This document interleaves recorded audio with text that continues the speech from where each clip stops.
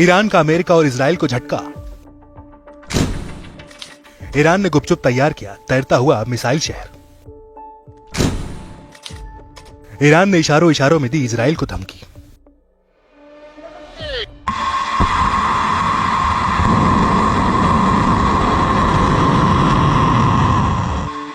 Middle east में अपनी दबंगई दिखाने के लिए ईरान लगातार उतारू रहता है। ईरान ने एक बार फिर दुनिया के सामने अपनी सैन्य ताकत की नुमाइंदगी की है।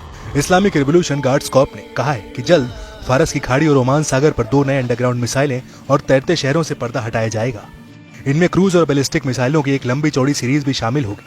IRGC के ब्रिगेडियर जनरल अली मोहम्मद नैनी ने बताया कि ईरान की नई सैन्य सुविधाओं का उद्घाटन बड़े पैमाने पर एक समारोह में किया जाएगा।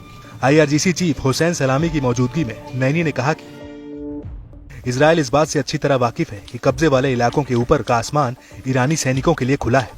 ईरानी सेनाएं अधिक सटीकता, तेजी और खतरनाक तरीके से इजरायली संपत्तियों पर हमला कर सकती।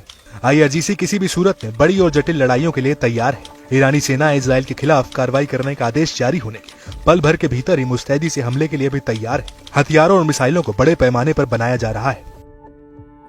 ऐसे में जाहिर होता है कि ईरान ने अपनी नई ताकत हासिल कर ली है। बता दें कि ईरान दुनिया की 14वीं सबसे बड़ी मिलिट्री ताकत है। वहीं मिडिल ईस्ट में ईरान की ही सबसे बड़ी और मजबूत सेना मानी जाती रही।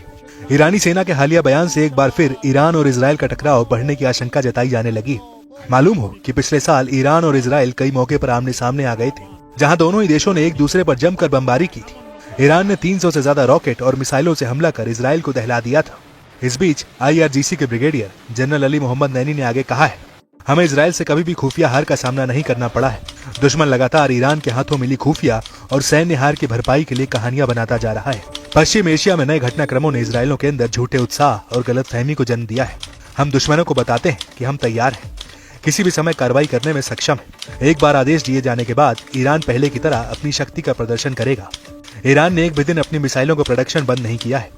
देश के डिफेंस सिस्टम पूरी तरह से चालू है। कई मामलों में उन्हें अपग्रेड किया गया है।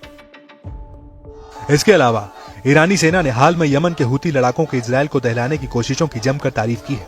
IRGC ने कहा कि इजराइल के एंटी एयर मिसाइल सिस्टम यमनी मिसाइलों और ड्रोन के सामने बेबस नजर आ रहे हैं। इजराइल भ्रम और गलत अनुमानों से ग्रस्त है। ईरान का ऑपरेशन टू प्रॉमिस 1 और 2, जिसने इजराइल के कई शहरों को अपना निशाना बनाया है, जिससे साबित होता है कि इजरायली आसमान ईरानी मिसाइल की जद में है।